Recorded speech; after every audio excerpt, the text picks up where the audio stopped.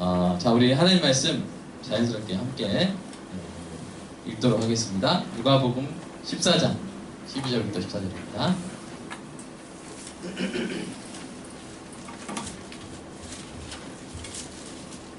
누가복음 14장 12절부터 14절입니다.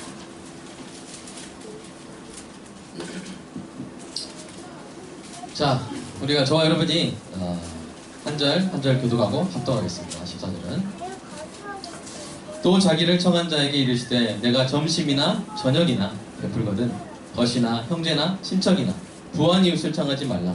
두렵건대 그 사람들이 너를 도로 청하여 내게 가품이 될까 하노라.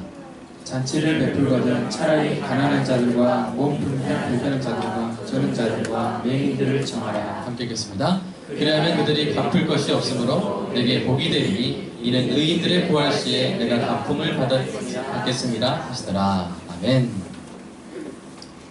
이번 여행에서 만난 500명의 여성 중에 이름이 있는 사람은 10명뿐입니다.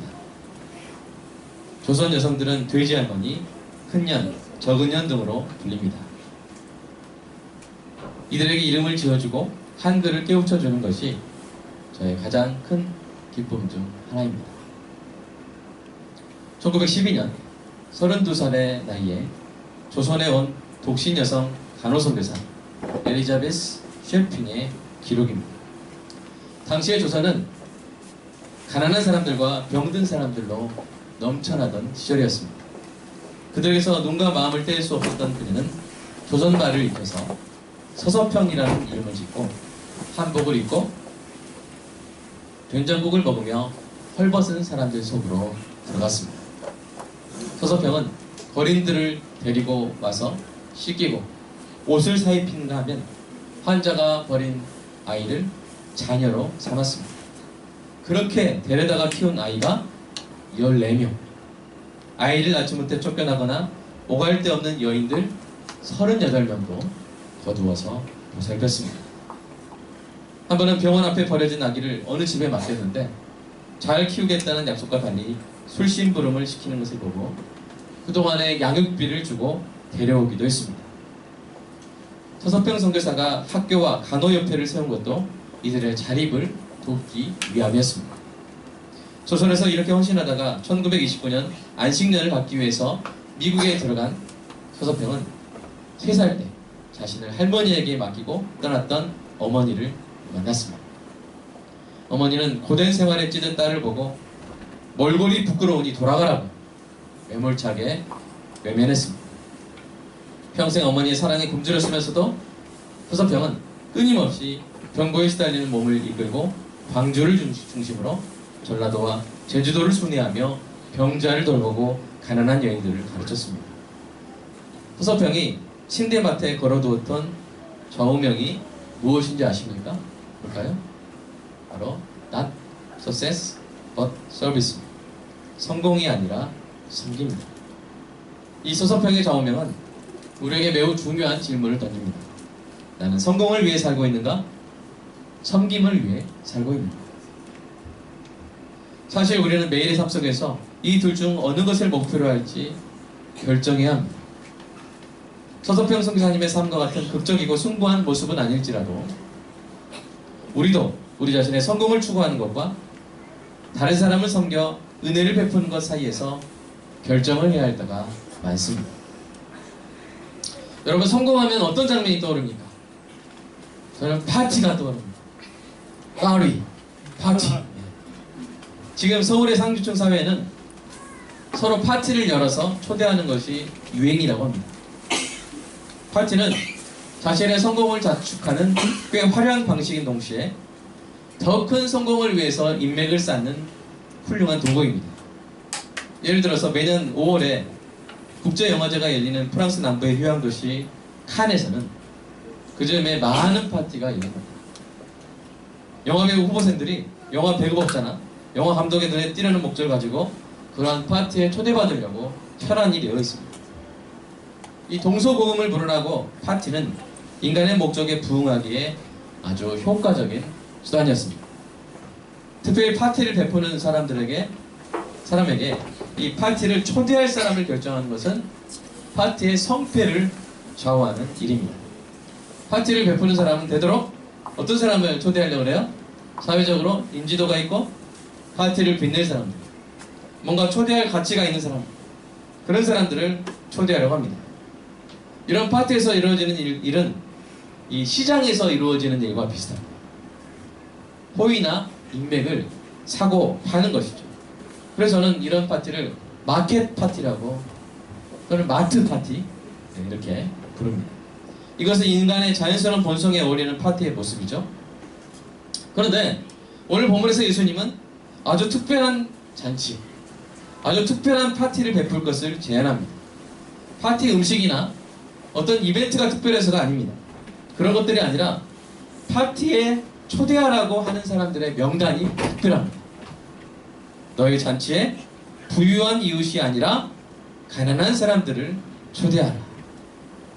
여러분 오늘 보십시오. 13절 잔치를 베풀거든 차라리 가난한 자들과 몸 불편한 자들과 저는 자들과 맹인들을 초대하라. 이 말씀은 예수님이 자신의 파티에 초대한 사람에게 하신 말씀입니다. 여러분의 인생의 잔치에 예수님을 초대하셨습니까? 여러분의 인생의 잔치에 예수님을 모셨습니까? 아멘? 그렇다면 예수님이 여러분에게도 말씀하실 것입니다. 내가 잔치를 베풀거든 내게 갚을 것이 있는 부유한 사람, 인기 있는 사람, 권력 있는 사람들, 매력적인 사람들이 아닌 갚을 것이 없는 가난한 사람들을 초대해라. 여러분의 은사와 재능과 물질과 시간으로 펼쳐지는 여러분의 인생 잔치에 여러분은 어떤 사람들을 초대하고 있습니까? 여러분의 잔치는 호의를 사고 파는 마켓 파티입니까? 시장 잔치입니까? 아니면 예수님의 말씀대로 갚을 것이 없는 사람들에게 베푸는 그레이스 파티, 은혜의 잔치입니다. 여러분 2019년이 이제 보름 남았습니다. 올해를 결산하며 여러분의 가계부를 펴놓고 한쪽 면에는 지출을 적고 다른 면에는 거기에 상응하는 수입을 적어보십시오. 많은 사람이 지출보다 수입이 많을 때 기뻐하고 하나님께 감사합니다. 그런데 어떤 사람은 지출한 것은 많은데 수입으로 잡을 수 있는 것이 상대적으로 적습니다. 그런데 그런 분들 중에 자신의 결산을 하나님께 올려드리며 오히려 기뻐하는 사람이 있습니다. 하나님도 그의 결산을 받고 그를 칭찬하며 기뻐하십니다. 그 사람은 어떤 사람입니까? 그는 갚을 수 없는 은혜를 늘 베푼 사람입니다. 자신이 보답받을 수 없는 은혜를 늘 베푼 사람입니다. 그래서 지출은 있지만 거기에 보답으로 돌아온 수입은 없는 거예요. 그러나 그는 압니다. 아니 그는 모를지라도 말씀은 정확하게 기록하고 있습니다. 14절을 다시 한번 읽어볼까요? 14절을 보면 시작. 그리하면 그들이 갚을 것이 없으므로 내게 복이 되리니 이는 의인들의 부활 시에 내가 갚음을 받겠습니다 하시더라. 아멘. 여러분 말씀 보십시오. 뒤집어 보세요. 갚을 수 있는 것이 많은 사람을 초대하고 그에게 은혜를 베푸는 것은 그 사람에게 복이 안 되겠죠. 의인들의 부활 시에 하나님의 갚음을 받을 것이 없겠죠. 그러나 갚을 것이 없는 사람들에게 베풀었을 때 그것이 뭐가 된다고요? 복이 된다. 아멘. 복이 될 줄로 믿습니다. 어떤 복입니까? 의인들의 부활 시에 하나님이 갚아주신 복을 받을 줄로 믿습니다. 사랑하는 여러분, 이 땅의 갚음이 아니라 영원한 천국에서의 갚음을 바라보는 주님의 제자들이 되시기를 축복합니다. 여러분, 어떤 어린아이가 자기한테 빵이 있어요. 하늘이가 빵이 있어요. 빵. 구름빵이 하나 있어요. 근데 옆에 장난감 많은 친구가 있고 그 옆에 아무것도 없는 친구가 있어요. 이 빵을 장난감 많은 친구에게 주면 빵잔치에 초대하면 어떤 이 결과가 예상돼요? 그 친구도 뭐 하나 빌려주겠죠? 그러나 이 빵을 아무것도 없는 저 친구한테 그냥 메리아스만 입고 있는 그 친구한테 주면 뭘 이익이 있겠어요, 없겠어요? 하늘아, 누구한테 줄 거야, 빵? 1번 장난감, 2번 메리아스. 여러분, 하늘이가 빵을 그 장난감 많은 친구한테 주면 기브 앤 테이크, 주고받는 거예요.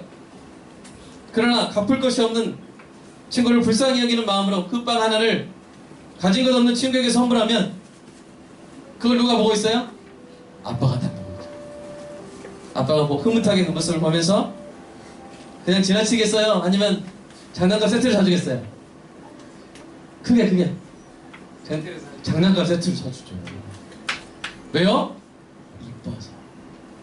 여러분, 하나님의 이쁨을 받는 것이 이 땅의 기브 앤 테이크보다 비할 수 없이 더 좋은 일인 줄로 믿습니다. 땅의 보상과 하늘의 보상은 비교할 수 없습니다. 사람이 갚는 것과 하나님이 갚으시는 것의 차원이 다릅니다. 성경에 따르면요, 여러분 이걸 잘 모르시는 분들이 많아요. 천국에도 복의 등급이 있어요. 천국에도 복의 등급이 있습니다. 우리 개혁신앙이 가르치는 거예요. 각 사람은 자신의 행위에 따라서 하나님의 상을 받을 것입니다. 성도의 행위가 공로가 되는 것은 아니지만 하나님은 성도가 섬기고 순종한 것에 따라서 하나님의 자유와 하나님의 은혜로 그들에게 보상하겠다고 말씀하셨습니다. 신약 성경에 이와 같은 하나님의 보상에 대해 말하는 본문이 적어도 28군데나 있어요. 엄밀한 의의 기준에 따르면 우리는 무익한 종으로서 어떠한 보상도 요구할 수 없습니다. 그럼에도 불구하고 하나님은 그리스도의 의에 근거하여 은혜로이 우리를 구원하시고 또한 그리스도와 이웃을 섬긴 충성된 성도에게 하나님의 은혜로 추가의 보상을 해주시는 것입니다. 이것을 깨닫고 믿는 지혜로운 사람은 자기 자신의 성공을 추구하는 삶보다 그리스도의 사랑으로 이웃을 섬기는 더 영광스럽고 더 아름답고 더 기쁘고 더 복되며 하나님이 약속하신 천국의 보화를 쌓는 삶을 살아가는 것입니다. 어거스틴은 우리의 행위 때문에가 아니라 우리의 행위에 따라서, 다르죠? 우리의 행위 때문에가 아니라 우리의 행위에 따라서 하나님께서 은혜로 보상을 주실 것임을 설명했어요. 하늘이가 메리아스 친구한테 빵을 주면 그 빵값과 장난감 아버지가 사주는 세트값이 같은 값이에요? 아니죠. 정당한 값은 아니야. 그러나 그 행위를 보고 이쁘니까, 그 행위 때문에가 아니라 그 행위에 따라서 선물하는 거죠. 상급을 주는 거죠. 우리 주님께서 우리의 행위 때문에가 아니라 우리 행위를 보고 이쁘니까 우리 행위에 따라서 우리에게 큰 선물을, 상급을 주신다고 약속하신 것입니다. 여러분, 성도가 받을 정죄는 없습니다. 그러나 그 삶에 따른 평가는 받게 될 것입니다. 이것을 명확히 아는 은혜가 있기를 축복합니다. 다 똑같아지는 거 아니에요. 뭐 이렇게 평생 주님 섬기든 마지막 죽기 전에 주님 섬기든 다 어차피 똑같은 평가하는 거 아니야? 아니에요. 사도 바울의 상급과 십자가 옆에서 죽기 전에 예수님의 은혜로 천국간 사람의 상급은 다릅니다. 그리스도께서 우리의 삶을 살펴보시고 우리의 삶을 성공이 아닌 섬김의 기준으로 평가하실 줄을 여러분 믿으시기 바랍니다. 히브리서 4장 말씀 4장 13절 말씀 볼까요? 시작. 지으신 것이 하나도 앞에 나타나지 않음이 없고 우리의 결산을 받으실 이의 눈앞에 만물이 벌거벗은 것 같이 드러나느니라. 아멘. 결산을 받으세요. 우리 인생의 결산을 받으세요. 누가요? 누가 받으세요? 하나님이 받으세요. 결산 없이 그냥 가는 거 아니에요? 결산을 받으세요. 어떤 결산 받을까요? 저 좋은 차 탔습니다. 저 큰 집 살았습니다. 저 높이 올라갔습니다. 넌 이미 높이 올라가 있어. 이렇게. 네. 여러분, 성공의 기준이 아니라 뭐야? 섬김을 기준. 분명히 결산 받습니다. 두 번째 말씀 한번 읽어볼까요? 시작. 그런즉 우리는 몸으로 있든지 떠나든지 주를 기쁘시게 하는 자가 되기를 힘쓰노라. 이는 우리가 다 반드시 그리스도의 심판대 앞에 나타나게 되어 각각 써놨다는 그 몸으로 행한 것을 따라 받으려 합니다. 아멘. 고린도 성도들한테 쓴 편지예요. 고린도 성도들이 불신자들이에요, 성도들이에요? 그 말 자체 이미 들어가 있죠. 예수 믿는 사람들이에요. 예수 믿는 사람들이 다가 뭐예요? 다가 everybody, 다 반드시, 그렇죠? 반드시 그리스도의 심판대 앞에 선다. 이때 심판대 앞에 선다는 말은 심판을 받는다는 말이 아니에요. 이게 뭐냐면 이제 뱀악, 그러니까 재판장의 자리에 그 앞에 서는 거예요. 그런데 그리스도의 은혜를 입은 자들과 불신자들이 받는 것은 달라요. 심판과 정죄를 받진 않아요. 그러나 뭘 받아요? 평가를 받아요. 행한 것에 따라 받는 일이 있을 거예요. 자, 고린도전서 4장도 한번 읽어볼까요? 고린도전서 4장 이어서 넘겨주세요. 이건가 이제 시작. 내가 자체가 아무것도 깨닫지 못하나 이로 말미암아 의롭다함을 얻지 못하노라. 다만 나를 심판하실 이는 주시니라. 그러므로 때가 이르기 전 곧 주께서 오시기까지 아무것도 판단하지 말라. 그가 어둠에 감춰진 것들을 드러내고 마음의 뜻을 나타내시리니 그때 각 사람에게 하나님으로부터 칭찬이 있으리라. 아멘. 각 사람에게 하나님의 칭찬이 있어요. 하나님이 그 사람이 어떻게 살았는지 모르면 칭찬할 수 있어요? 야, 너 잘했다. 근데 뭐 했냐? 이렇게 말이 돼요, 안 돼요? 말이 안 돼요. 우리 애들도 다 알잖아요. 그죠? 칭찬한다는 것은 뭘 아신다는 거예요? 이 땅에서 어떻게 살았는지를 아신다. 어떻게 살았는지. 예수 믿고 그냥 저는 예수 믿고 천국 가면 됩니다 하고 평생 그냥 대충 산 사람과 예수 믿고 그 사랑에 감동해서 평생 섬기면서 산 사람과 천국에서 대우가 같아요, 달라요? 달라요. 하나님의 칭찬이 있어요.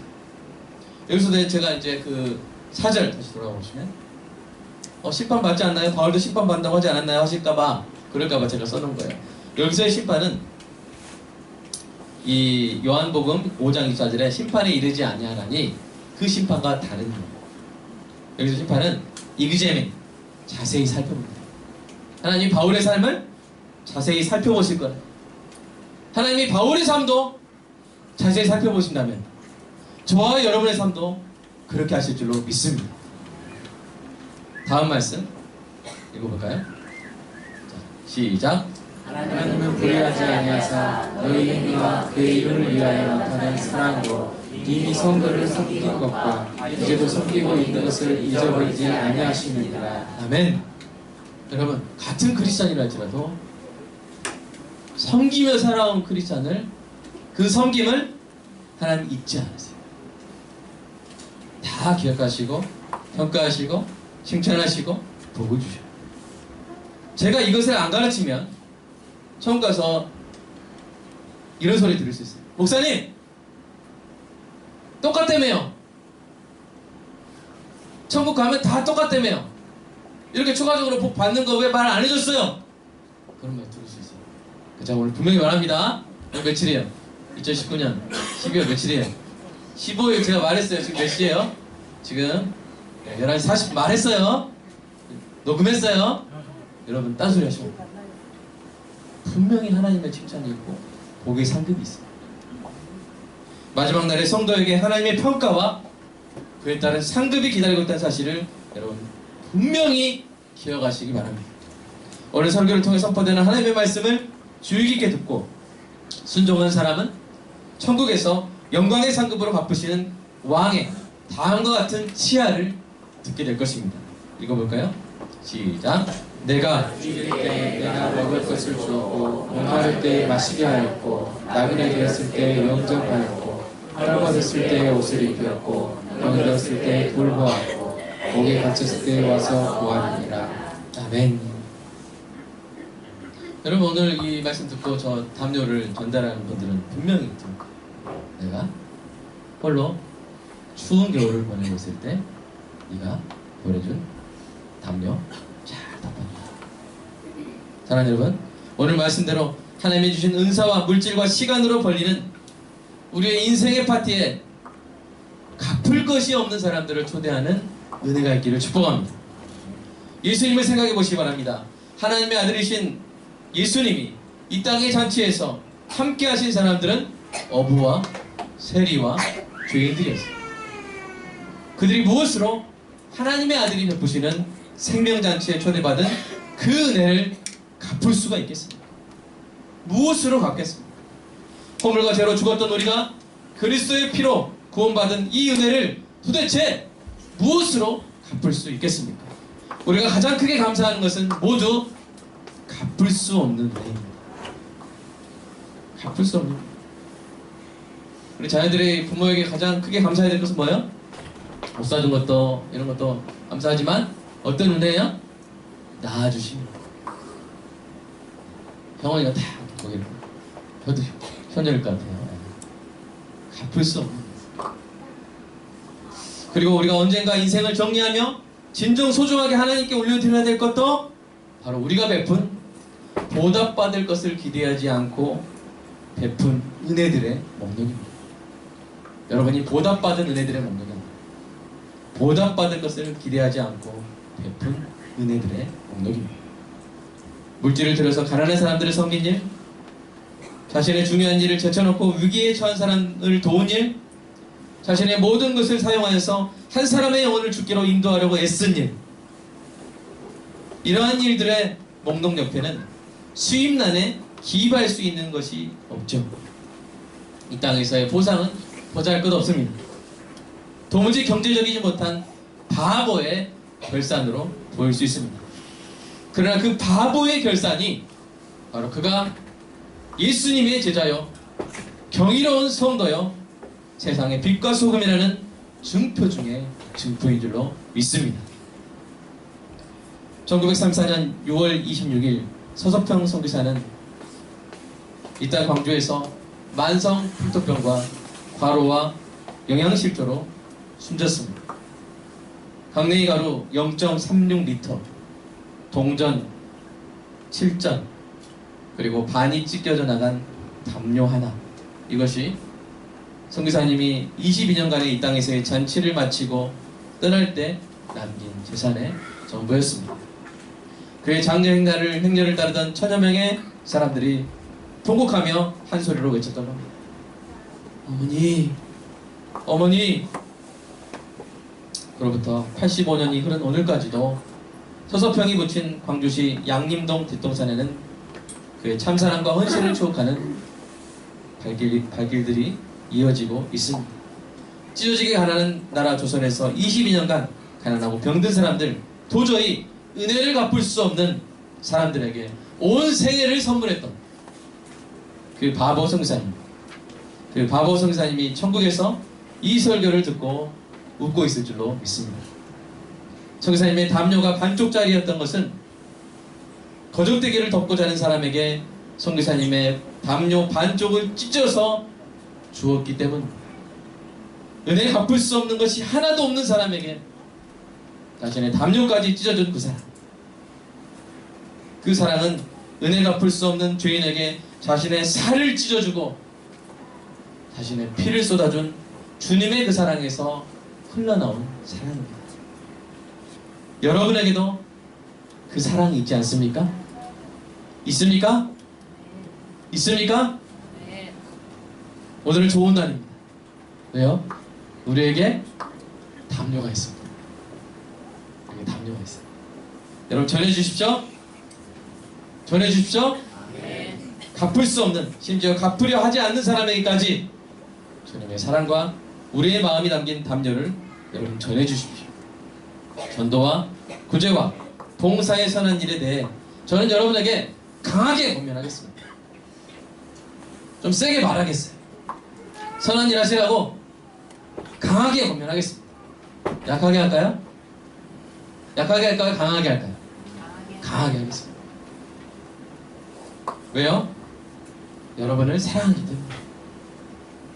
저에게는 여러분이 이 땅의 일시적인 보상이 아닌 천국의 영원한 보상을 바라보고 싸울 수 있도록 코칭해야 하는 그런 사명이 있습니다. 저는 이런 말을 듣고 싶어요. 혹시 자막이도 있나요? 한번 해보세요. 시작. 땅에서 잠시 잠깐 살 때 갚을수록 은혜를 베푸는 삶을 살라고 그렇게 강하게 권면해 주셔서 감사합니다. 네, 저는 이 말을 듣고 싶어요. 목사님, 왜 그 말 안 해줬어요? 그 말이 아니라 이 말을 듣고 싶어요.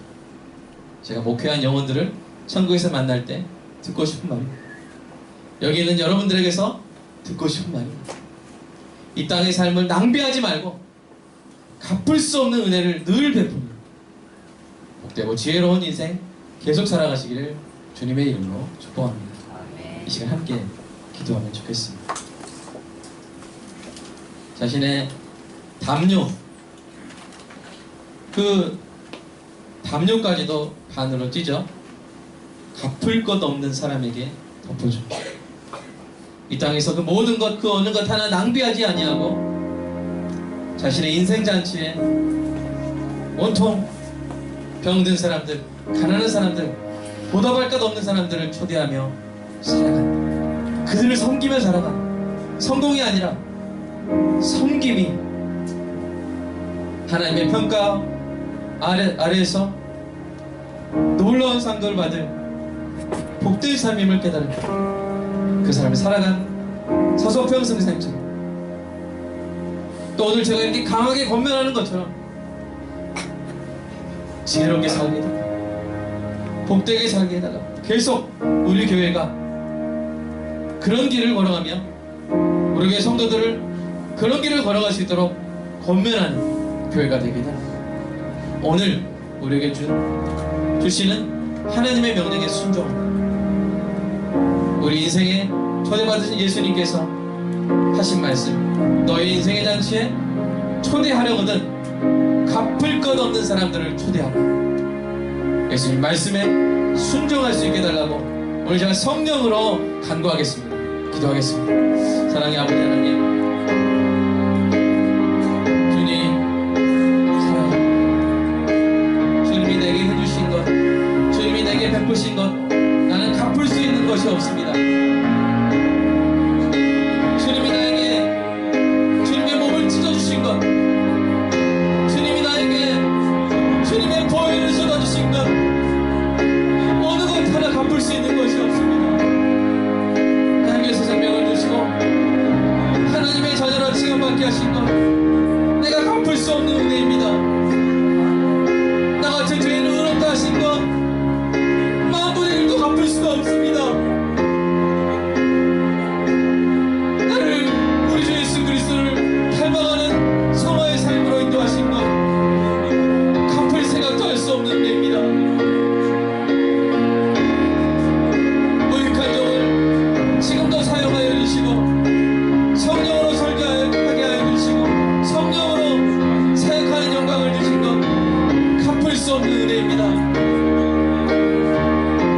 갚을 수 없는 은혜뿐입니다. 주님, 갚을 수 없는 은혜를 받은 자로서 이제 우리도 갚을 수 없는 은혜를 베푸는 자로 살아갈 수 있는 영광을 허락하여 주시옵소서.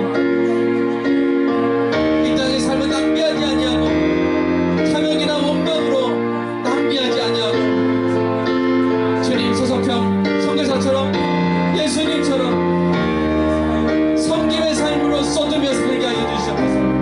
내 담요를 찢으며 주님의 사랑을 전하며 나에게 갚을 것이 없는 사람들과 함께하며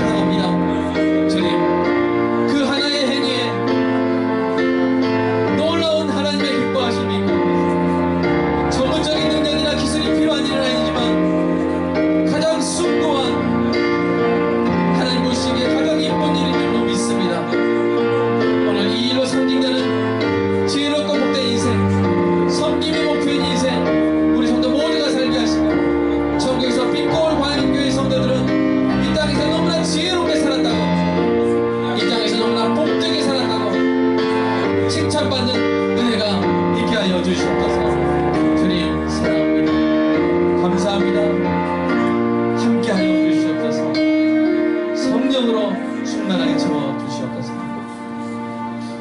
하나님 감사합니다. 우리에게 주신 모든 것이 하나님의 것임을 고백하며 하나님의 주권과 하나님의 은혜를 고백하며 헌금을 드렸습니다.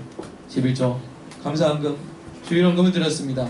주님 받으시고 주님 이 땅 가운데서 귀한 성도의 삶 가운데 부족함 없이 채워주시고 또한 그러한 것들로 더욱더 섬김의 삶을 아름답게 살아가는, 그래서 천국의 보화를 쌓는 존귀한 성도들 모두 되게 하여 주시옵소서. 주님, 오늘 우리의 예배는 이 이불 세트를 전달해 주는 데서 완성될 줄로 믿습니다. 말씀을 듣고 순종하고 실천하며 그것이 작은 일로 보이고 그것이 하찮은 일로 보이고 그것이 그냥 일용직 일꾼이 하는 것처럼 가치 없는 일처럼 보일지라도 주님, 주님의 사랑을 전하는 일은 이 세상 그 어떤 일보다 더 존귀한 일인 줄 믿으며 기쁨으로 순종하는 모든 성도 되게 하여 주시옵소서. 그래서 섬김 현장에서 흘러나오는 그 놀라운 깊은 기쁨과 하나님의 칭찬을 맛보고 경험하며 그 선한 맛에 평생 길들여지는 더 갈망하는, 더 찾는 존귀한 우리 성도들 모두 되게 하여 주시옵소서. 예수님의 이름으로 기도합니다. 아멘.